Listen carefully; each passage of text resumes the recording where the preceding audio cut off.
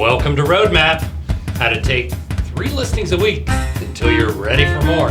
Each week we interview a great agent who's consistently taking 2, 3, 4 listings each week. And we have not only an exciting guest today, it's the highlight show. We're going to review the last 11 interviews and show you highlights from those shows. So this is the best show. This is a keeper. This is the one to play over and over and over again. We encourage you to take notes, apply as much of their knowledge as quickly as you can, and then apply the copycat principle. My co-host won't be joining me, but you'll see clips of her on the interviews. My co-host in San Diego. Let's talk first about the Vulcan7 Challenge. The Vulcan7 Challenge is once a month, shadow a great agent in another market that is taking 2, 3, 4 listings or more. Drive 2, 3 hours away where in their market, where there's no competition, or fly there. Just get on a plane and fly to another market. Shadow somebody that's where you want to be. Get there that evening, have dinner with them if they're available. The next morning, get to the office early, record them, write notes, follow them around, go to lunch with them, and then go back home. Do that once a month. At the end of 12 months, you will have a dozen great friends that are very successful, and you will be one of them. So, before I introduce our guest, I want to remind everybody we are also simulcasting the show on the private Lead Gen group on Facebook. Lead Gen has 40,000 members, so we have a large audience there today as well. We'll be pausing for a commercial message during the show as a thank you to Aaron Wittenstein and the Lead Gen folks. So, my guest today, this is a real treat for me, is Sarah Close. Sarah Close has been in the business for a good while and has been very successful and takes 2, 3, 4 listings a week. A month. 2, 3, 4 a month? A week, I'm just kidding. I'm sorry, you have to leave now. I know. She's been doing it for many, many, many years. Has been very successful. And you own a few real estate offices, market centers throughout the Cincinnati area. How many agents? 600, somewhere around there? Under 600, real close to 550. 550 agents from Dayton and Westchester, Cincinnati, working in the Kentucky area as well, and maybe a sale in Indiana now. Every once in a while, one of those slips across in. the river, yeah, there we go. So it's a real treat. You bought investment property. You're doing a lot of wonderful things. You have a great life because you went to the listing side of the business. The listing side of the business is where it is, for sure. And she's been coached by some of the best. Including him. Oh, really? Oh, yeah. That's including him. Yes. So, and many, many, many great coaches, and you're still involved in a coaching program and really sharpening those skills. Absolutely. Yes. So, having Sarah here today is a real treat as we go through the last 11 guests, because she's been down the pike and knowledge in all of these areas. So, let's jump in. Our first on our pilot show, I guess that was 2.5, 3 months ago, was Sean McCarthy from New Orleans. What's interesting, Sarah, when he went to that market, and I think the average price was like 180, 200,000, something like that back then. And he said, nah, I'm going to work 4, 5, 6, 700,000, which he chose to do. Yeah. And you can do it too. You can go to whatever market you're in now and say, I declare, I would like to work a little higher price range than I'm in, and just do it. Yeah, Because absolutely. we see people do it the other way. They come in and they go lower, or Well, they go do, in, they and work it's the the default average. of who their current Yeah. network is, as opposed to making a purposeful decision about where they want to go with their average sale price. Yeah, so you can do it. We've seen it here. Yeah, There are absolutely. agents in your brokerage that have chosen to work those higher areas. Absolutely. And I mean, golly, and some of those transactions go together a lot easier. They do, and that's the thing, is the process is the same, really, regardless of the price range. Yeah. So as long as you're working in an area where there's enough velocity and turnover, you might as well work a little higher price point. Yeah. Pays better. Yeah, exactly. So it's, that's why I really was looking forward to talking to him. Now we're going to watch a clip on something he did. He's doing something a lot of people are not doing. Some are, and many are not. He's doing a lot of just listed. Watch this clip.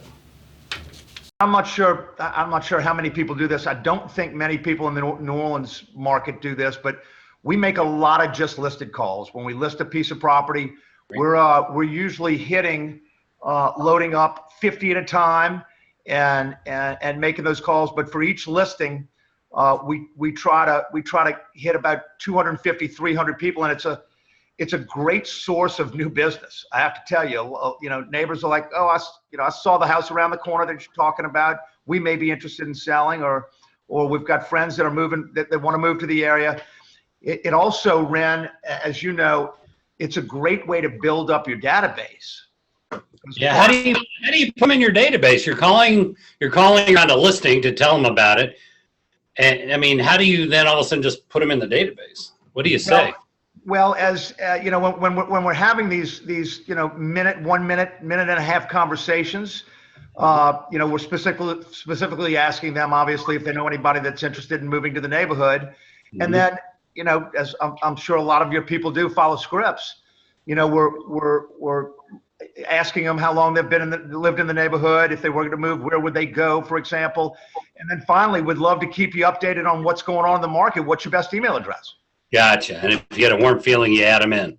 Great. And then how often are you staying in touch with those people? Not as much as we should. We get, like everybody, you kind of get bogged down. So we'll hit those people, obviously, once a month with an email. And we try to touch them. We try to give them a kiss, if you will, twice a year, really 3 times a year, but it's more realistic. It's twice a year. On the list? Okay, gotcha. We've got a lot. I mean, I'm guessing, and I don't have it in front of me right now, but I'm guessing that we probably have 35,000 people in the Vulcan database. Awesome.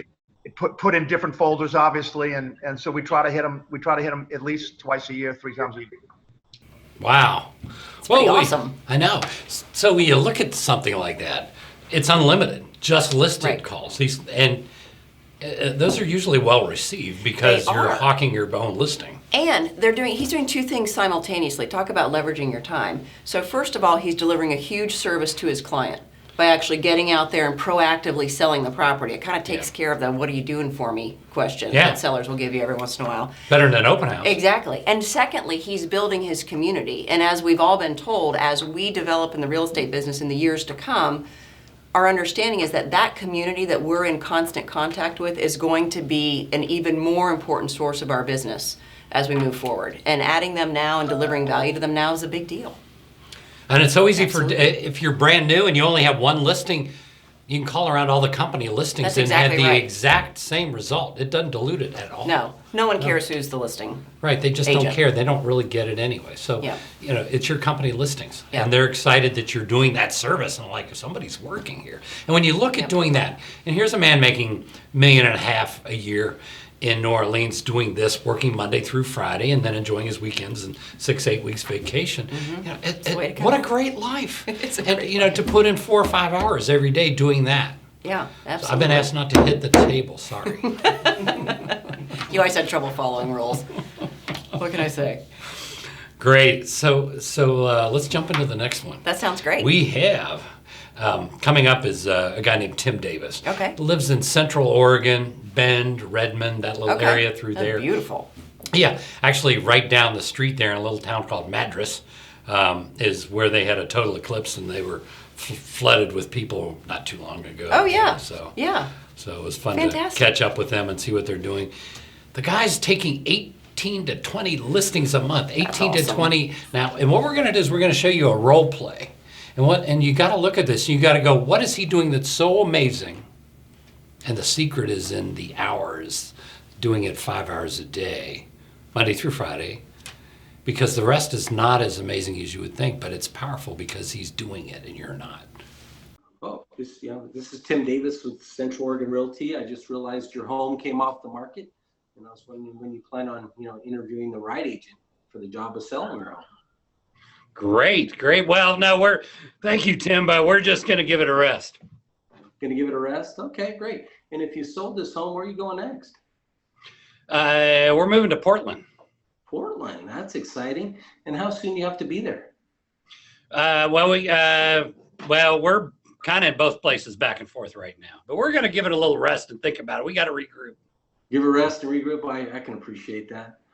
What do you think stopped your home from selling? I don't know. I mean, it doesn't make any sense to me. We had a couple people come back a second time, but no offers. No offers. Oh, really? And how did you happen to pick the last agent you listed with? I've known him since high school. Known him since high school. Oh, good. Yep. And what did that agent do that you like best? Well, what'd you say your name was?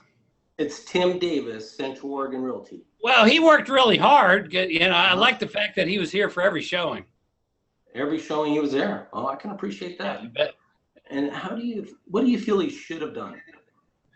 Well, we want the house sold. You want the house sold? Absolutely, Yeah, right? yeah, Get yeah. moved. So let me get your number and we'll give you a call because we're regrouping.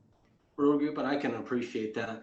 And what will you expect from the next agent you choose?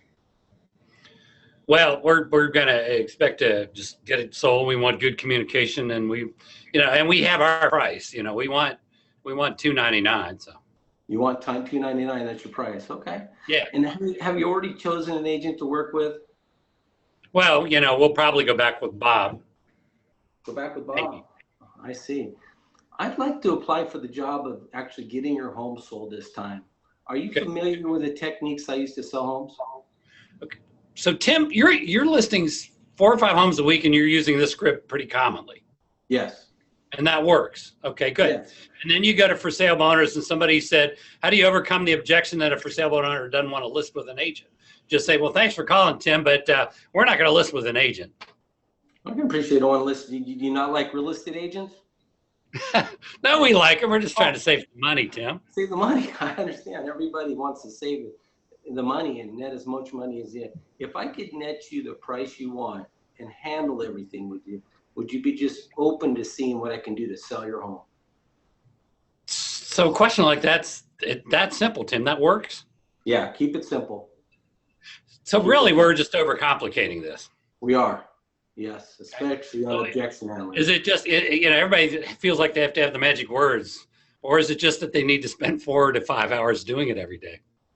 That's the 4 to 5 hours doing it every day. Wow. Pretty cool. I know.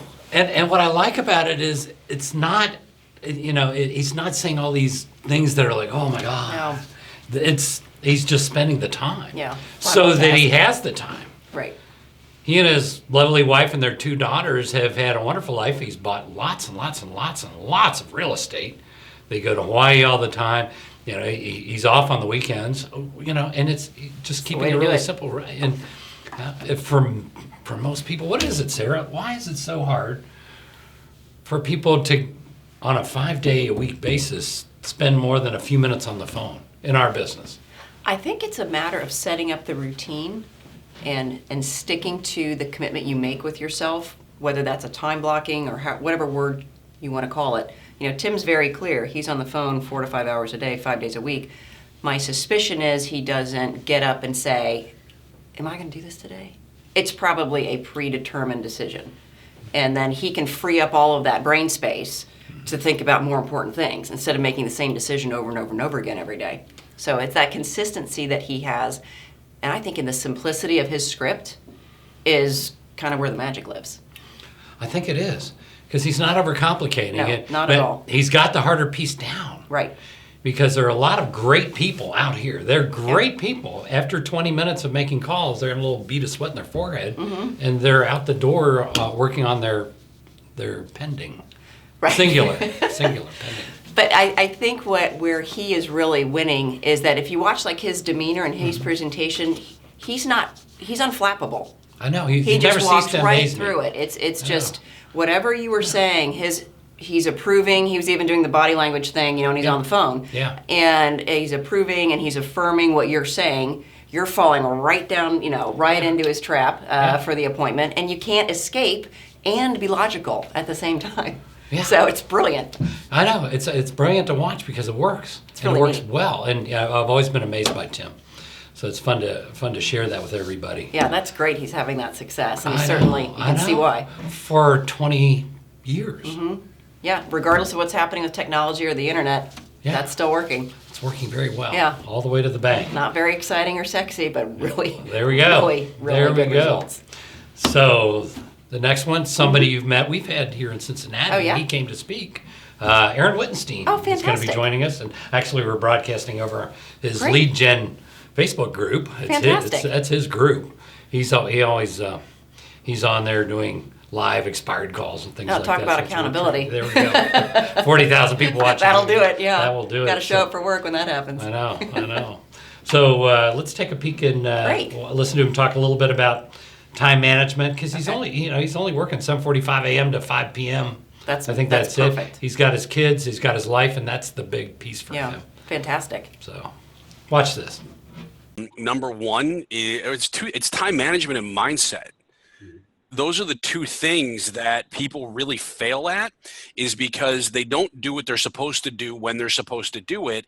And they have this mindset of lack, of scarcity, of I'm not good enough. What if I suck? It's the judgmental talk that you do to yourself where it comes. And then, like, for example, today, like what today looked like for me, it was take my son to school day. I wouldn't have missed that for the world. Okay.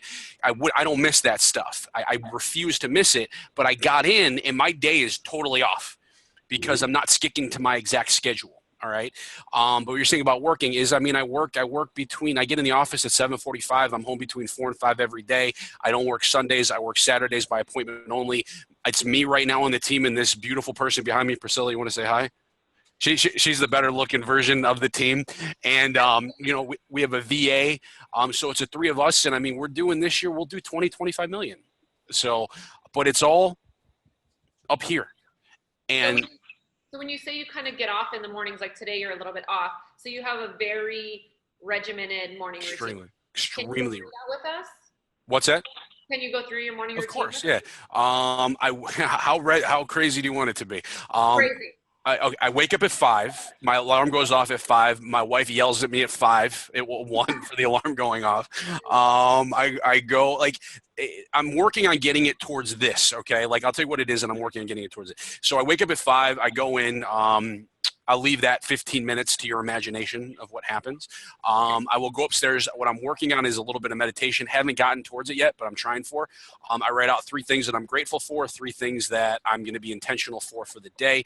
When I write intentionality, and I'm sorry if I'm talking so fast, let me slow it down. The intentionality is to be able to just 3 things that no matter what, if I do these things for the day, I've had a successful day. Then typically I'm there at about 5:30. Have a cup of coffee. I steam my milk up because I like it steamed. I like steamed milk. I sit down. I clear my email box out. Is one of the first things I do is I clear out my email box. I get it down to the important stuff. I get anything out of the way that I want to get done. Like, for example, my expired mastery course today, I was working on that first thing just to make sure I had my I's dotted, T's crossed. 6:30. I have my gym in my garage. I work out for 30 minutes, give or take. Then I go take a shower. I let the dogs out. I feed the dogs. I got 3 small children. I've got a almost 6-year-old and 2.5-year-old twins. Oh my God. Yeah, I know. Yeah, that's crazy. I haven't slept in 3 years. I had hair at some point. All right. I kiss them. I'm out the door. I'm in the office by 7:45. I'm on the phone calling those brand new expires at 7:58. And that's what my day typically looks like. Can I interrupt? Do you course. have a goal of how many people you want to reach on the phone in your morning calls? Nope. I call for my goal is to do 2 hours of brand new lead generation and 1 hour lead follow-up. And because I can't control the amount of people that answer the phone, I can only control the time that I'm committing to actually do the activity. What do you think? It's the steamed milk. It's it. That's it? Yep. You wanted a secret? There's your secret, steamed milk. Well. No, I think he said it very well. He has a very simple but predictable morning routine, and that's what enables him to get the important pieces out of the way. And having the 3 items he's really intentional about in his day, so you can have that satisfaction of actually winning the day, regardless of whatever else gets thrown at you. It's got to really be a huge mindset piece that he can leave that work that day, be home by 4 or 5, and have a success just by getting those 3 things in. Makes a lot of sense. Exactly. And routine, the magic word of routine, Right. Is an unconscious activity. If you do it steadily, it pulls you. A routine pulls you. Right. A to-do list, that's a lot harder. Right. And doing it first thing in the morning. What do they say? From the time you wake up until noon, that's the part we can control. Right. Not much beyond that. You really can't. And if you think about your flow of energy as well, I Yeah. mean, like, when do you start to droop? It's that 2 to 3 o'clock. And if you have to do something that requires any type of a willpower or any type of a forced accountability, the likelihood of being able to do that successfully at that time is greatly reduced over your potential effectiveness of doing the same thing in the morning. And it's the same hours on the clock. It's just shoving them into a more successful time block. Yeah. Yeah, and it's been proven. It was a Harvard study, I believe it was, where they talk. Regardless of what you're selling, if you're looking for business in the morning versus looking for business in the afternoon, equal amounts of time, equal approach. The math came out that looking for business in the morning yielded almost exactly twice as much Wow. as the afternoon. That's amazing. So I know it feels like that. It's interesting to know that it actually is that. yeah, it is true. Yeah. Apparently, that's been proven. That's fascinating. It's fun. Yeah. That's fun. Feels good to get it done, that's for Yes, sure. yes. And then you go to lunch and all the hard stuff's Yeah. behind you. As as Gary Keller says, eat your vegetables first, something like that. It's all good. Yeah, Brussels sprouts or whatever. So, we have got 2 clips of our next one, and homegrown. Let's roll it. You shocked me the other day. Oh, And I want that's hard. I want you to kind of tell them a little bit about. So first, to put this in context. How old are you now? 37. 37 years old. And I said, well, where do you want to be 5 years from now? And you said, I'm going to be retired. I am going to be retired. And I'm like, how does that work?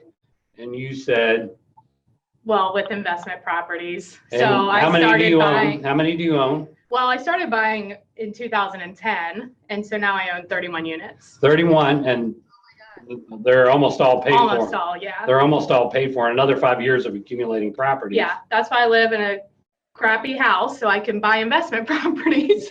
And that's another story too. We've had fun with that. I teased her about the house she lived in. She went out and bought a big one. But so Yeah. okay. So that means you're going to retire. And then I turned that one into an investment property. So I'm back to a small one. She keeps going back and forth. But I mean, look at it, folks. If you are this focused at 42, you can have unlimited passive income and go have fun. Now, I Right. don't know what will happen at 42. I know what she's like.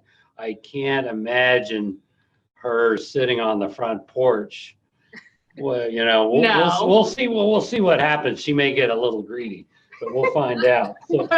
So Doubtful. Probably more properties. more properties. Yeah. Many more properties. Well, Gotta love her. I mean, yeah. And she's right here I in know. your company. That's all good. That's a wonderful thing. It is a wonderful So, thing. real estate people have successful listing agents who list property, have a great opportunity to buy property. They see the deals, they know the Best values, they opportunity. know stable neighborhoods versus, the neighborhoods that may be, Right. moving up and down. Right. It is the number one thing that an agent should be doing with the money that they're making in the business is reinvesting it back into the product that we're selling. I mean, it does 2 things. It obviously, having the access to that inventory, frankly, as soon as it's available, if not before, it really puts you in an excellent position to be able to make great decisions. Obviously, taking care of your clients first and then taking care of your family. And secondly, there is an authority that Mertlin has now when she's speaking with other investor clients because she's doing what she's asking them to do. And I think that makes her very effective when she's consulting clients about making investment in real estate. Because she She's does done it herself, yeah. Right, Yeah, she speaks to it firsthand. absolutely. Neil Yeah. Schwartz, and Neil Schwartz does a little outline with real estate agents and shows how you put down 20-25% on, and then with 15-year money, not 30-year money, 15-year money, you get something that is paying for itself. That's actually breaking even or doing better with the mortgage pays the payments. At the end of the 15th year, you pay off your first house, you pay off your second house at the 16th year, 17th, and if you buy one a year, you buy 2 a year or 3 a year, whatever. And he showed how many millions of dollars at the end of a short period of time You have several millions of dollars. Right. You have permanent income You do. for life. Yeah, and You people own always all need a these place to houses. live. Yes. People always need a place to live. That's right. Yeah, and we get to buy them at a 3% usually discount. There you Over go. everybody else. Over everybody else. Yeah. And sometimes more because you find them. Right.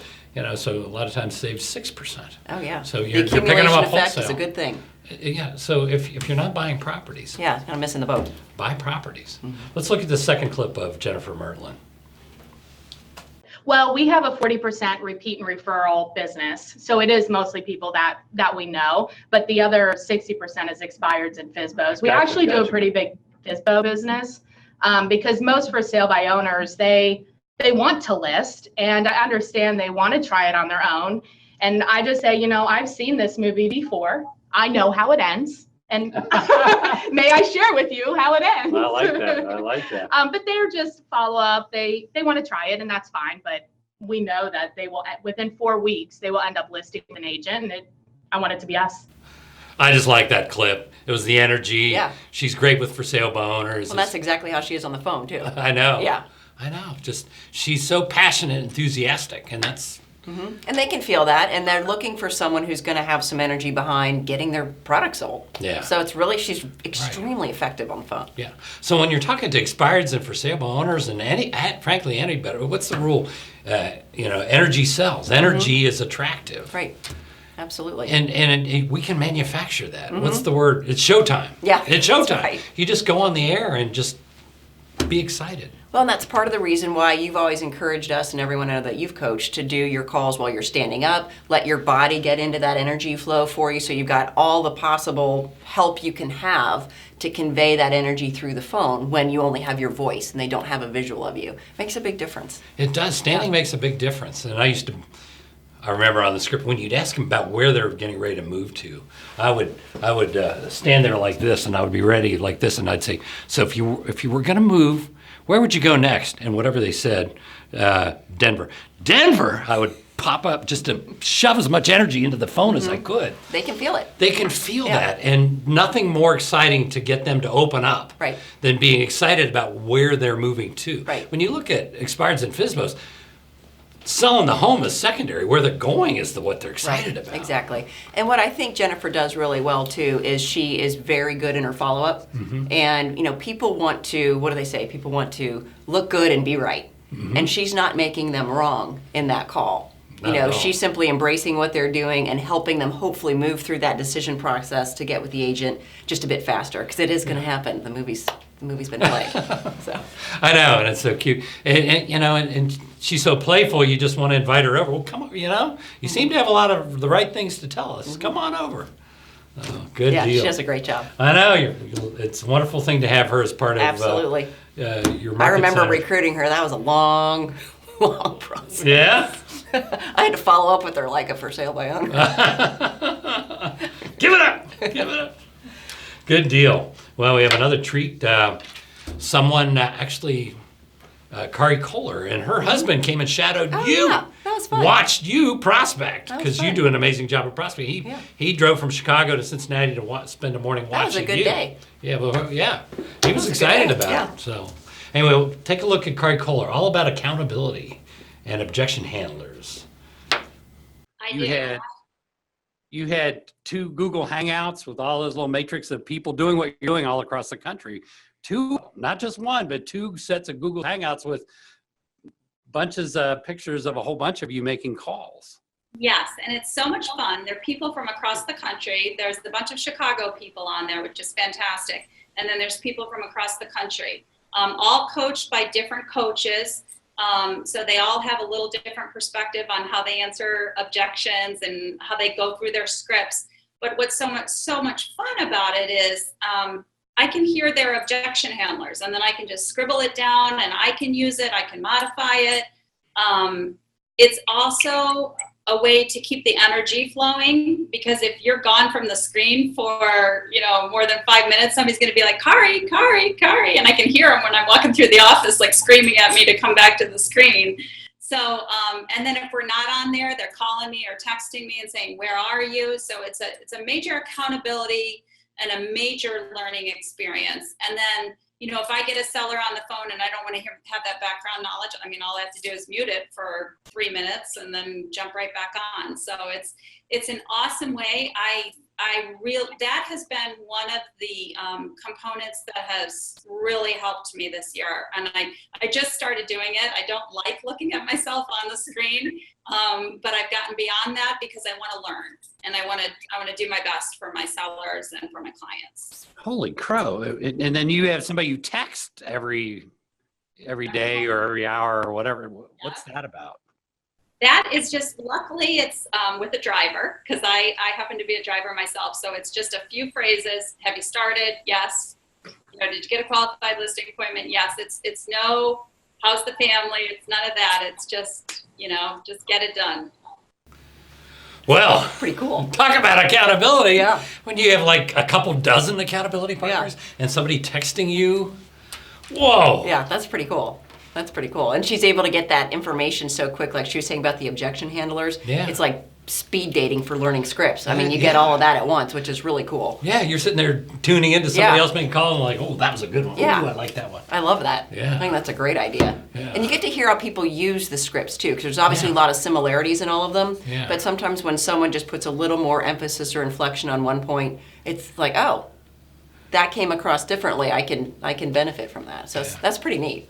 Kari's amazing. It's just fun to watch the business that she's built over That's the really last cool. several years. It's first class. That's first neat. class, and she's going about it in the right way. I mean, there are going to be so many cases where we wake up, we don't feel like doing Right. it. It happens to Like- the best of us. Almost every day. I don't know anybody who really wakes up and feels Yeah. like. And if you surround yourself I with know, that I much don't feel like accountability, prospecting. can you imagine if she had 24 people all Yeah. like, Kari, where are you? Oh, Hello, yeah. 24? That's awesome. Golly.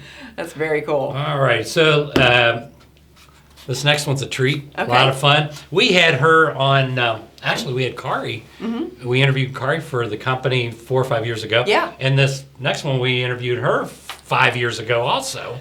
We're getting old, right? I know, Gina. She's 29 now, and Oh, she was yeah. 24 at the time. Oh, wow. She's now 29. Oh, I know who this is. You know who this is? Mm-hmm. It's Gordon Watson's daughter, Brian Luella. Let's watch. Great. How do you keep a positive mindset after getting off a bad call? I actually yesterday had a bad call. And I mean, this guy was cussing me, calling me all kinds of names and combinations I probably haven't been called before.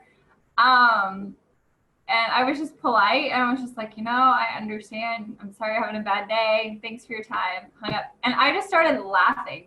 I can see it on your face right now. Laughing. I was like, man, I have never been called that before, but that's really funny. So, I mean, a lot of times I'll just laugh, and sometimes when people are just rude, they're having a bad day. I mean, trust me, I've answered the phone before and not been nice. And it's not from anything they did. They just maybe caught me when my daughter was acting up or, I was dealing with something, whatever.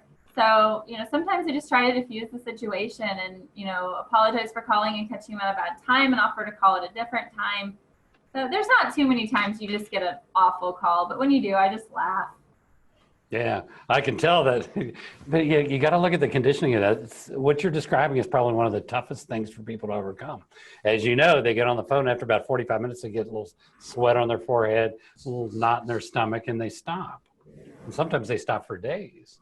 Was it just your personality? Was that is more accustomed to that? Or did it take you 2 or 3 years to work through that? It definitely didn't take me years to work through that. I mean, I would say as a normal person, we all have times where we have mental roadblocks we have to overcome. I'm just like anybody else in that aspect. I just see what calling every day has done for my business. And so I choose to focus on that. I would say the most frustrating part of it for me was when I started seeing, my dad every day prospecting, and he was setting, 1, 2, 3 appointments every single day. And then I'm on the phones saying the same things, doing the same things, and I'm not setting any appointments. And so at first it was really frustrating. And then I learned it's not just what you say, but it's how you say it. And it's making it a conversation and, expecting the best outcome with it. That all, like, you kind of got to get the perfect ingredients, together. And so, yeah, it doesn't happen overnight. You just have to be patient and get better, like just like with anything else. Well, what do you think? I think she is amazing. And what she was talking about with having the difficult person, they're everywhere. And I remember listening to some of the role plays and hearing people on live calls, and it finally dawned on me that I'm not the only one that gets wackos on the other end of the line. And it's not a reflection of how good of a job I'm doing. And I think if you can go into those calls with an expectation that you're likely to hit a wacko, I don't think you can get derailed quite as easily if you're expecting it. I've never seen anybody that detached. Yeah. Because, I mean, there's, even years later, every once in a while I had to go shake one off. Oh, I had to walk down the hallway and back. Oh, yeah. But They're still out there. She was lit up. Yeah. She was lit up. Yeah. And I'd almost want to like play that 10 times Yeah. and go, that's my new attitude. I am now embracing the humor in it. Right. And it's Right. because it's, That's the only healthy way to go about it, because it can get pretty heavy otherwise. It really is. And the thing is, it has nothing to do with her or me when I'm calling. It's everything to do with that person and whatever their murk is for the day. And, your job is to sort of just sterilize yourself from it and don't let it come through the phone. Just go to the next one. Yeah. She's, and you've watched this before, and you've seen her from 5 years ago when Yeah. we had interviewed her 5 years ago. It was funny. Somebody had wrote on the chat and said, "I can't believe you use 3x5 cards to track your leads." She's 29. That's all she knows. She Right. doesn't have a website. No. She uses 3x5 cards, very old-fashioned. But guess what? 150 sales a year. Yep. Her high school year. Yeah. You remember that high school year? 67 sales. Yeah. In her senior year in high school. 67. Doesn't have to be complicated. Yeah.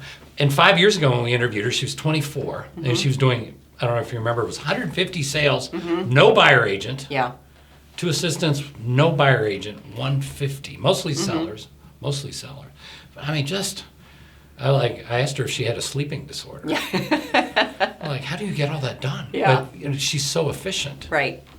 Well, she's only showing 1 or 2 buyers a house when she's actually getting them into the car, when the rare times that she does work with buyers. Yeah, they're homeless. And she notice sold their house, so they're making Yeah. it fast. And they were all pre-qualified sellers when she's going on the appointment. Like, as she was saying, she'll set more appointments than she actually goes on. And it's because she's really getting granular in that pre-qualification process, which enables her to use her time really effectively. She's not driving out to a house where someone's not in a position or doesn't have the right motivation. So she's walking into that listing appointment knowing what the landscape is. Yeah. And it makes her that much more effective. 93% of the time she takes the listing. So Yeah. that's heavy pre-qualifying. Yeah, for sure. Pre-listing package, pre-qualifying questions. So she's in and out 15, 20 minutes. She can take 2 or 3 listings in a day, Right. in an afternoon. Yeah. And then get on with her life. Yeah, God, it's so impressive. Yeah. So impressive. Yeah, Highly she's efficient. fun to listen to. See what let's see what we'll do this again 5 years from now. Yeah. See she'll be 34. And Right. See where that where that goes. Yeah, that's That'll all be fun good. to watch. All righty, let's Who do we have next? Chicago again. All right. Back to the Windy City. Back to KW too. All right, In this I love case, it. from back and forth from a lot of different cultures here. Ron Wexler. Right. Yeah. So here's the magic, the first magic script, right? It was, instead of saying, when can we meet, or when would you like to meet? It was, what daytime hours do you have available this week for us to sit down together? Perfect. What daytime hours? So I just eliminated weekends and nights in my question. Because if I say to you, when are you available? You're automatically going to say, oh, we get home at 6 o'clock and blah, blah, blah. And when I would ask that question, they'd go, well, actually, I can shoot home early on Thursday, and my wife, that's her day off. And all of a sudden, the same guy who, if you said, when are you available, would have said 7 o'clock on Thursday, he goes, well, actually, I can get, that's a day when I'm allowed to leave the office early. And I had a lot of those conversations with people. What day do you, if you're a doctor's, that's Ren's example, right? You're a doctor's appointment, what day do you leave early? Doctor's not meeting you at 7 o'clock at night at his office. Right. No, not at all. Exactly. Never. Not at all. And so we're back to scripts again. What daytime hours? Everything's driven by that script. It's sort of like McDonald's, which is run by 16-year-olds. it's very well run, but it's the script. It's not the Mm-hmm. 16-year-olds. Right. It's always the scripts. And, Yeah. you know, I shared this with Ren the other day, and I said, you know, the thing that's really hit me recently, like we just bought our third office, and, you know, I'm coaching, teaching language sales class, which is a blast. I know, I'm sure, Ren, you took it. We all love that class, right? You know, take some class, and I know you've got some, you know, take something that teaches you to be amazing at scripts. I don't know what, I know people are with different companies and different coaching or you're whatever. teaching language of sales with Keller Williams, MAPS Coaching. Is that correct? Right. So right. if they want to get involved in that, they could. Yeah, they And can could do be a it. Caldwell banker and do that, couldn't they? Right. Well, we Okay, have good, people good. from all different companies. All righty. So it's just the right words. It's the right words. Yeah, the your words exact matter. words. Yeah, it just like if you're gonna say, you know, what's a good time to get together, they're not gonna pick one you like. No, that's, I mean, that's Saturday at 4. brilliant. I mean, it's just the little tweaks too. I know. I mean, he's not doing anything earth-shattering there, but he's doing something that's very thoughtful and very specific and purposeful. Yeah, what daytime hours do Right. you have Yeah. this week? Yeah, and that has to be a pattern interrupt for me as the person receiving that message, because now I wasn't expecting that. So I have to really think and Yeah, and I'm gonna Wednesday come at up with 2, I something. guess. And we've met people. Ron's one of them. Mm-hmm. There was another gal. Was it Valerie Caro? Oh, May Is that Ben. his name? Yeah. That rides her horses, and Yeah, she 3 always o'clock in wanted the to. afternoon. She would do 1 o'clock and 3 o'clock. Mhm. So you had to get that down. And Right. we know a number of people where their goal is to work from 8 to 5. Right. Right. 8 to 5. His was one of his game. You know, selling 90, 100, 120 homes a year for many, many, many years was always being able to pull into his driveway at 5 p.m. Yeah.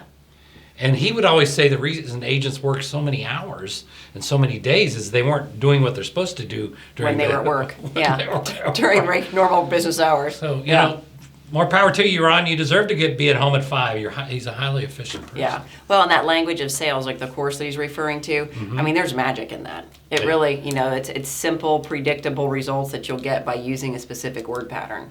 And it's proven. It's something with your mind chemistry. I don't know the science. Oh, behind yeah, it, the neurolinguistic Yeah. patterning, NLP. Yeah. Cause and effect language. Right. Single binds, double binds, all of that. The tie downs, Yeah, all of so, that. you know, and I It's think, really neat. you know, just being involved in, I mean, and notice all these people, we don't really talk about it much, but everybody is always referring to my coach and when I was with this coach Mm-hmm. and that coach. And so a lot of them are paying typically $1,000 a month. Mm-hmm. But, and what's interesting is they do it for decades, which means Right. they're getting that return. Exactly. Yeah. Because they're still in the business decades later. Exactly. Too. Yeah. I mean, you no one want to needs stay in the spend business a long $1,000 time? just There you for- go. For nothing. I know. The Makes a next one's a difference. real treat. He's in the rejection business. You probably have met this man. Mm-hmm. It's very infectious. I could watch him for hours. Let's roll it. James Matz. Well, for me, you know, I always have bought into this idea that what I do every day creates my outcome. Yet I don't depend on the outcome to affect what I do. I understand the power of delayed gratification. When you plant a seed in the ground, you don't know what's coming up until a period of time passes. But all of a sudden, what sprouts out becomes something that creates its own momentum. And so because I am doing this activity every day, it takes a life of its own, the momentum of it, and I just ride the wave of it. Good. That's great. That's a great attitude to have. Yes. Definitely. Because you can't let, you know, little bumps along the road affect you. Well, you know, you can't be attached to the outcome. Yet when you think about the fact that, you know, I'm a former athlete, and when you look at, you know, those guys that make these incredible shots at the end of the game or a big home run, you know, the manifestation of that did not just happen in that game. It came after repeated practice after practice after practice. And so for me, I always tell people when they ask me what kind of business that I'm in, I always say that I'm in the rejection business. And they say, well, why do you say that? I say, because the more I'm rejected, the more money I make. That's a great way to phrase it. So true. And that's that mindset piece that people are struggling with. They look at this is so simple, but I'm hitting a wall, and isn't that the wall, the rejection for so many people, James? I mean, it's not hard what we do. It's not physically hard. It doesn't take that many hours, but it works here. It's not, but I think the thing that people do is they make it about them. Mm-hmm. And of course, everyone wants to be successful. And that's a personal decision that you make. You want to be successful. Yet the wall comes when you start understanding what you have to do to attain that success. And so at the end of the day, it's all about the decisions that you make. Yet when you make good decisions, good things happen for them. And of course, when you're in the sales business, lead generation is just the most important activity that you can do. And of course, the thing that has helped me over the years is the fact that I don't do the lead generation to create the outcome. I do the lead generation so that I can do the lead generation. It's all about the lead generation. The outcome, again, takes a life of its own. If you make the calls, at some point, you're gonna catch a fish. Just because you put your line out in the water doesn't mean you're gonna catch one. But if you keep your line out in the water, it's just an inevitable conclusion. Well, I could listen to him for hours. Yeah. He's got a very convicted manner of speaking. I know. Yeah. Delayed gratification, that's hard for Americans. We don't like that. We want it now. No. We want to sit down at a piano and within like about an hour, Right. play. Yeah, be ready to go to Carnegie Hall. I know. Doesn't really work that way. No. No, I thought he has a very interesting, kind of take that he does on his lead generation time, being in the rejection business. And it's all just mindset.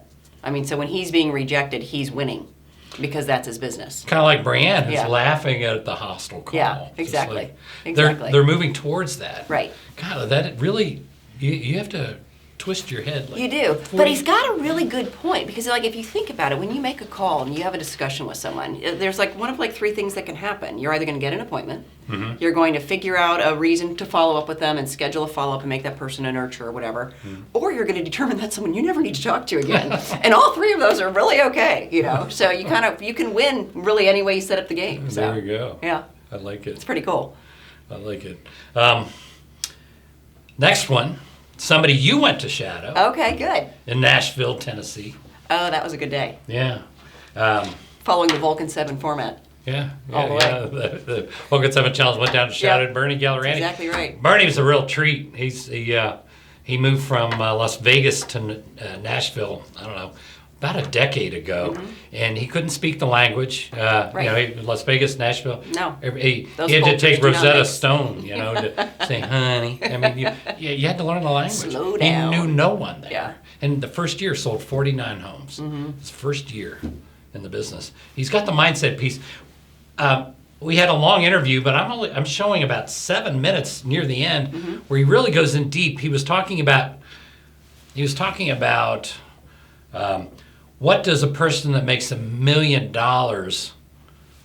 how do they act? What do they think? How do they look? How do they walk? How do they talk? How do they do everything? And he studied that, got to his million, now he's at 3 million, and now he's trying to get to 10 million. So he's trying to, what does somebody that makes 10 million do? Right. How do they behave? So Right. he went into a really neat mindset piece here, and I wanted to show that That'd be clip. great. Let's look at it. All right, so here's what I would say to you, to all people that are listening. You have to have a goal that's strong enough to get you past your bad habits. Because we all have habits, but are the habits getting us to the goals that we're setting for ourselves? And these habits have been ingrained in us for so long because it's how we've been behaving, that you have to identify that that's a bad habit and that you're going to work on making that habit better. It's not going to lay down for you. It's not all of a sudden just going to go away. It's something you're going to have to conquer in time. And how you conquer that in time is develop a goal that you want to achieve. It might be a smaller goal, might be a bigger goal. That'll be completely up to your listeners.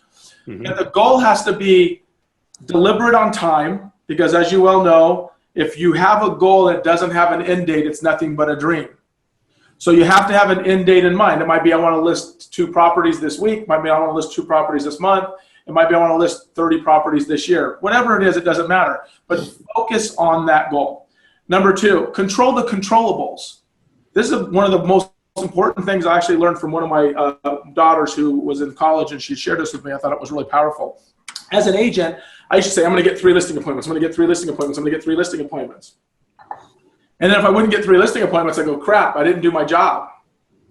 Why didn't I get 3 listing appointments? And my daughter actually said to me one day, she was in college, probably a sophomore or junior in college, and she says, why don't you work on the controllables instead of focusing on the things you can't control? I'm like, well, tell me what that means. She says, you can control what time you get up. You can control what time you're going to go to the gym if you're going to go to the gym. You can control what time you're going to show up to the office. You can control how long you're going to prospect. You can almost control the people you talk to. If you want to call 30 people and it doesn't happen in 3 hours, you might have to put 4 hours in. But you can actually control that. Mm-hmm. You can't control how many people are going to list with you. You can only control how many people you're going to talk to. Now, this is powerful, right? Very. Realizing, okay, well, my goal no longer is how many listings can I take. What I'm going to do is I'm going to back out how many contacts I have to make in order to take 5 listings a week. And then I'm going to dedicate that time to that number. And if I dedicate that time, then the listings will come. And if they don't show up, here's my win. You got to count your little wins every day. So if I show up at the office at 7 o'clock, I just won. If I get on the phones at 7:45, I just won. If I make 30 contacts the day, I just won. If I do the things that I can control and I win, the listings will always show up. So that is how I've lived my life the last few years, which, by the way, has exploded my business. So control the controllables. That's the key thing. Control the controllables. Wow. As far as the goals go, find things that excite you, right?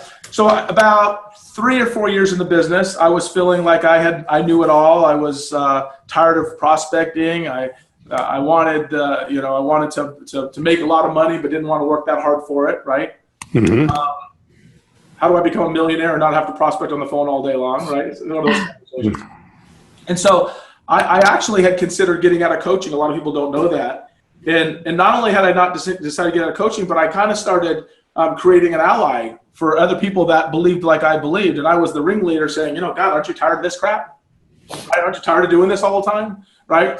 And so one day I stuck in an audio tape. Mike Ferry was talking on this audio tape, and it talked about this same issue, about how your mind will prevent you from being successful based on all the ways that you typically think, and that you have to keep conditioning yourself. You need to get bigger, more desirable goals. So I cut out a picture of an Aston Martin, because at that particular time I wanted an Aston Martin.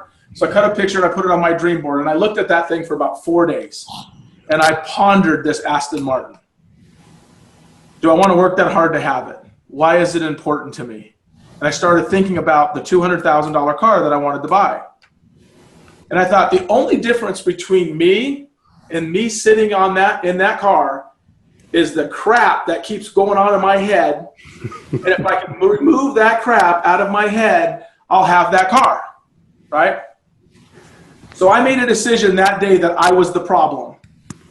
And from there, my business took off. And of course, I love cars. I bought, and I never even actually got that Aston Martin. I ended up buying a Panamera, and I drive Mercedes and all sorts of other things. And I just bought a Range Rover and stuff like that. But my point is that I realized that all of the issues I had in my desire to grow were all in my behavioral problems, right? And then success created an issue where, gosh, I'm making $500,000 a year. How much more do I really want? How much more do I need? Why don't I sit back and throw my feet up and just enjoy my life?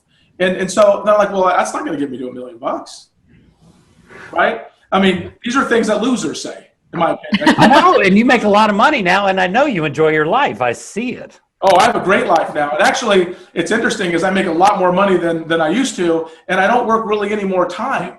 True. But when I got my mind right, my balance right, my focus right, my energy level was right, my attitude is right, and so I'm working on what I tell myself every day is total domination, and that is, unless I own total domination in my marketplace, this is my mindset. No, this is not an ego statement. But unless I have total domination, my wife said to me on something we're working on, she goes, I don't understand, when is enough enough? Here's what I said. The dream was given to me. I don't expect her to see it. Right. Because the dream wasn't given to her. The vision was given to me. And in my vision, it's, why can't I make $10 million a year? I'm not working any harder to make 3. I'm working harder than when I worked harder to make 2 than I do to make 3. In other words, 200,000. There seems to be a direct. I've seen that so much. There's a direct correlation between the more you sell, the less you work in some ways. No, once you get it down, once you get there, I work at least 25% less now selling almost 400 houses than I did selling 50. Because I was starting, I was launching, I was getting off the launch pad, right? People will tell you rockets, when they go in the air, they burn 70% of their fuel getting off the launch pad. Do you run into that, the direct correlation between when you get to a certain level of business, you're working less than you were time and energy than you were at a smaller level at 50 transactions. When you get to 100, you're working less than you were at 50. Right. When you're at 150 transactions, you're putting in less energy than you were at 100 and on up. Yep. And it seems to be, and he's making $3 million now and working less than he was when he was making $1 million. Right. But having a lot more fun. Right. Well, and what's happened is he's gotten into a momentum and into a flow, and he's built the systems and the tools, and he's developed the patterns that he needs to be successful.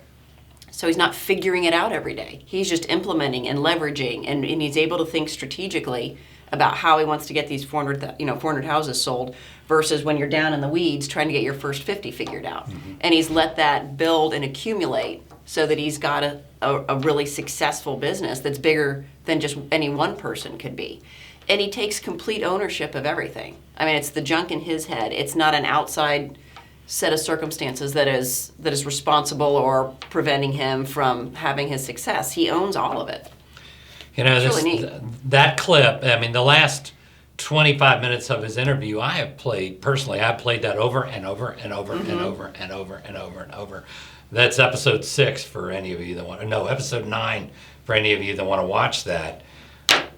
It's all right here, folks. Yeah. It's really... And there's no ego in that. No, not It's at just all. about what he wants and what he's willing to do to get it. Yeah. It's really neat. Yeah, no, a lot of fun.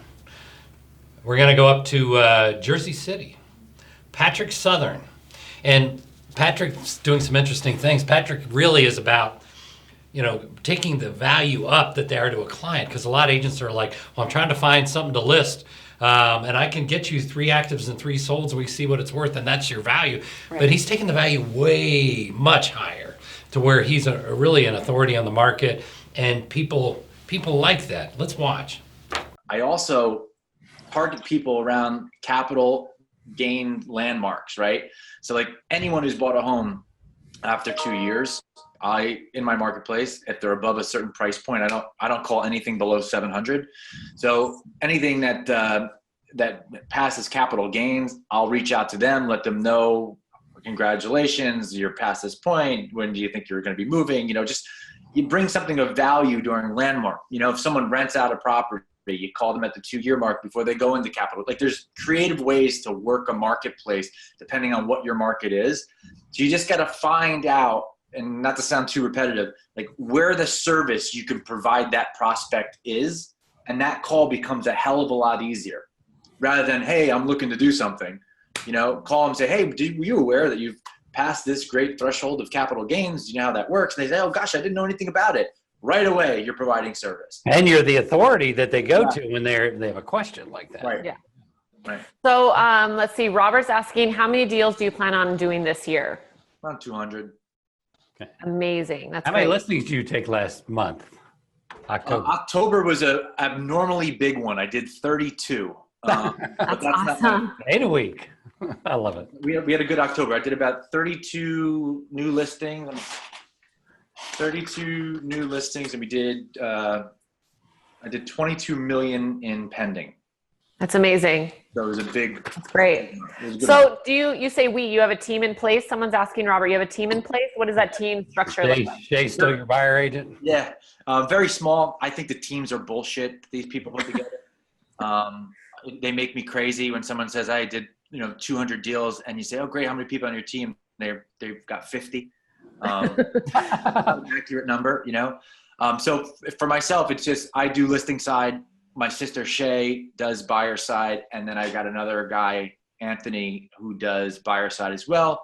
And then I have a listing coordinator, a transaction manager, and then like a personal assistant that does it all. So you keep all the money. I mean, golly, if you had, some of these teams do get a little crazy, and it's a dirty little secret. They don't make a whole lot. Yeah. The ones that I'm aware of that I've investigated are running 15 to 20% margins of profit, which is fucking crazy. Oh, that's crazy. It's not good. No. If they're at that number, I know some that's worse. You're probably right. We keep, I keep, 90%.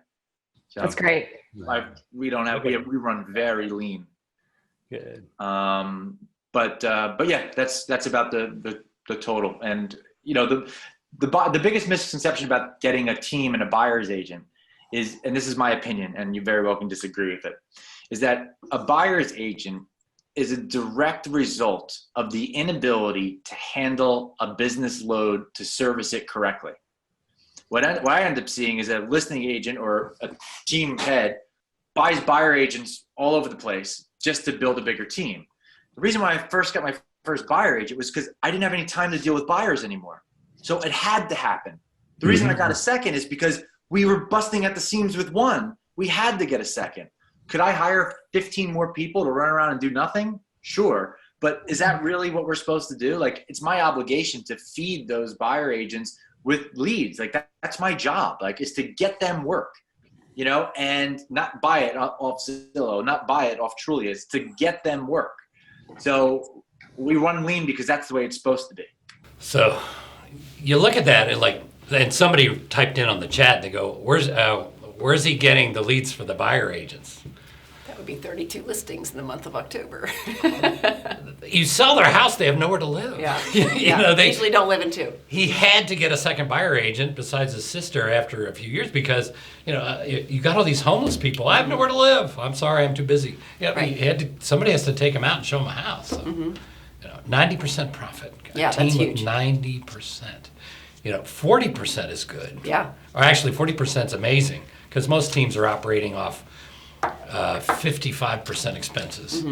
And some of these teams, like he's describing, they're, just nuts. A little bloat going on. I know. It's crazy. For sure. So, what a treat. Well, I think the fact that he's bringing to his clients an element of expertise and thoughtfulness that they aren't getting from everybody else. When he's making those calls and he's saying, hey, are you aware of this capital gains, et cetera, my suspicion is there's probably not anyone else in his marketplace. Yeah, he's got a real tight that. sphere. Yeah, because he's the go-to person, because Right. he's the authority. I remember years ago, he always talked about that. He goes, I'm researching this, and this, and I'm telling the clients in my market about this, and this. And it just made him the authority. Right, exactly. And you want to go to the best. Yeah.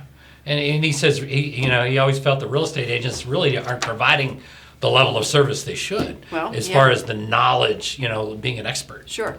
Well, you call enough expired, you know that's kind of a common held thought in the marketplace as well. Yeah. So, yeah, I think he's onto something. I think you're right. Our last one, somebody right here in town. Oh, yeah? Yeah. In fact, they were thinking about coming over to your office, your company, and then I showed them where their office would be, and they said, nah. Oh, come on now. Somebody you've been courting for a while, as I, that would be really a lot of fun. In fact, we only want the fun ones. Yeah, there we go, because they're a real treat. Actually, they've been very, very, very successful here in Cincinnati. They're with a local company called Comey and Shepard, Sue Wall and Sue Miller. They're known as the two Sues.